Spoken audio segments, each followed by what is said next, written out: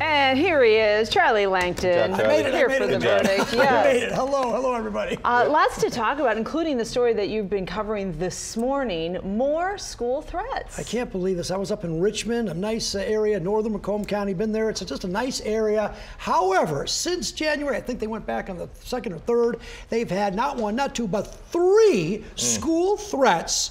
And in each of the threats, they had to close the school. And in fact, after the second threat, they actually put police officers in the school. It didn't matter. Yesterday, around 6:30 or so, the school principal of the middle school, not the high school, but the middle school, got a threat that she received from the OK to Say notification service that a kid was going to bring a gun to school and would go ahead and knows how to use it. That was the threat. So, of course, they immediately got the police involved. The superintendent said, let's close the schools, and that's where we are today. Now, interestingly enough, the police got a lead on this. They actually went to the house of the student, and no one was there. So that student is now on the run. Parents, we don't know yet, but we'll be following up today on that one. So, Charlie, 3 unrelated threats in this one school district since returning from holiday break. The first one was a note found with an anti-Semitic remark about an administrator. Administrator had only been on the job for a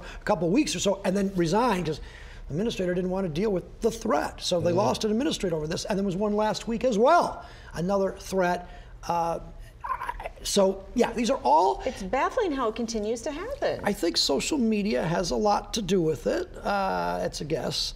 But the prosecutor eventually, once they catch these people, will prosecute. They're looking at felonies. They're looking at prison time. Now, as a reality, do you put them in prison? What do you do with them? And I think a lot of people say, put them in jail at least, and let them be taught a lesson.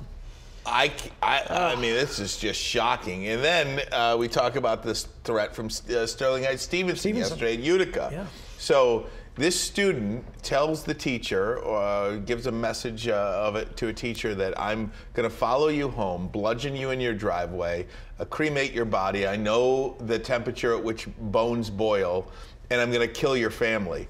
She, I don't know who it is. The student is out of school, suspended but not expelled, and has not been criminally charged. I think it's just a matter of time. I think that one will. But what do you do? See, Charlie, when I hear something like that, if someone were to threaten me or my family, I would try and get them myself. If it's a direct threat to my wife, say, I don't have one, to my wife, and if I go and talk to that kid or physically assault that kid, would I be in trouble? Yes. Because absolutely. he is threatening my family, though. We have a process. We have a judicial process. The cops arrest, the prosecutor he's very charges. specific, though, Charlie. That is scary. Don't take the law into your own hands. That's vigilante justice. You can't do that. But even if it's a direct threat against you, can't do it. What is the answer, though? Because these kids, some of them are struggling with mental illness, a lack of boundaries, not knowing how to communicate properly. No respect for authority whatsoever. No respect for authority.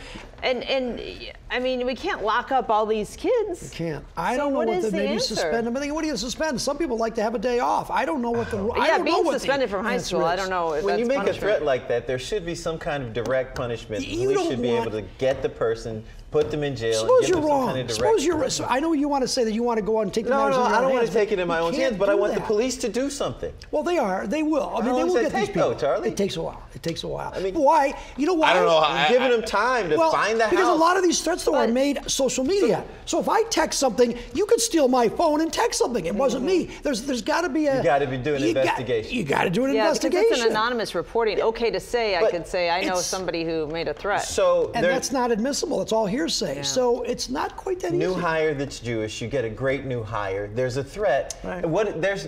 There's nothing the person can do but quit. You're going to start losing people, losing employees. There's got to be a better way to me. Am I wrong? No, you're right. But it's respect for the law.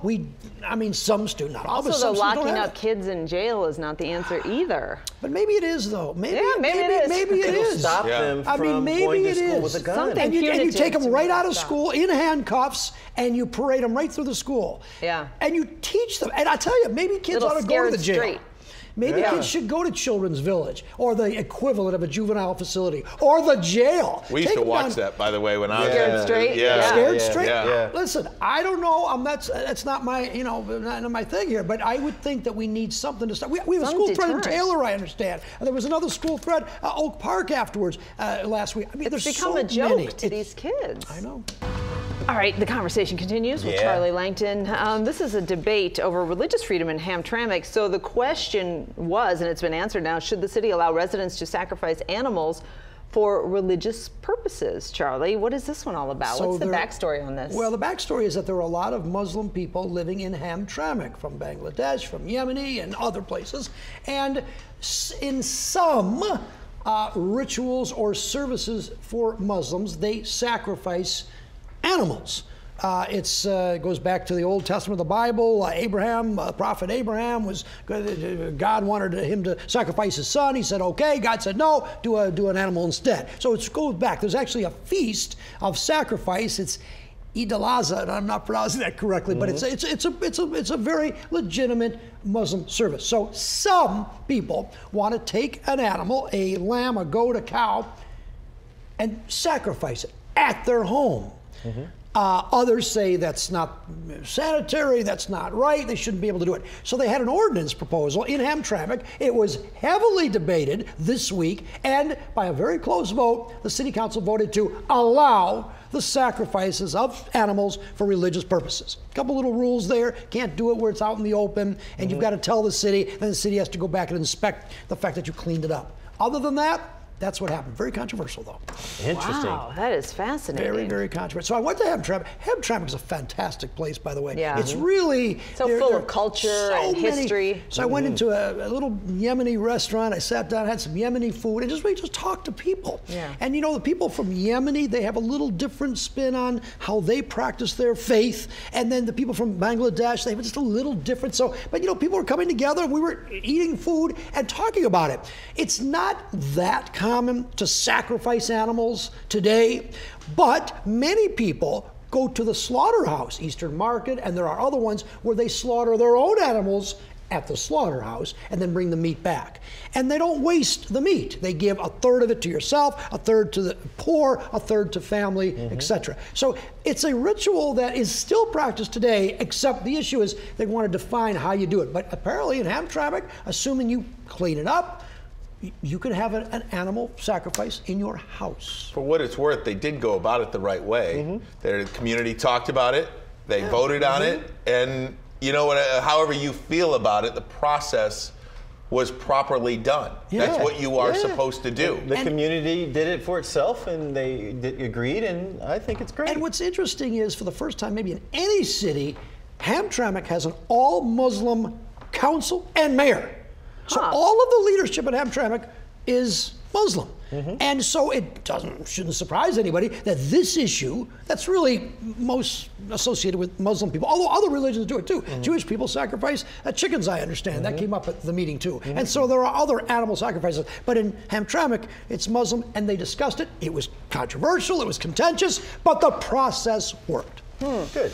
How was your food at the restaurant? Delicious. What'd you eat? I had some lamb. I had the bread, nice bread. I don't know what it's exactly, but you break the bread off, dip it in, and it was a delicious lamb. And then I had another thing, was like a chickpea in a little bowl, hot. You, again, rip the bread out, dip it in, eat it. Fantastic. Nice. Really Family, it was at, I'll give you a little plug, Family Donut Shop.